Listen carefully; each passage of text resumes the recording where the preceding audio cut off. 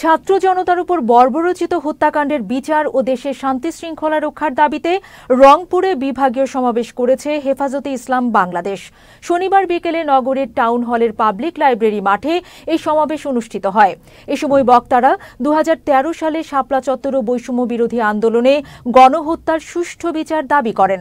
পাশাপাশি দেশের প্রয়োজনীয় সংস্কারে অন্তর্বর্তীকালীন সরকারকে সব ধরনের সহযোগিতার আশ্বাস দেন তারা।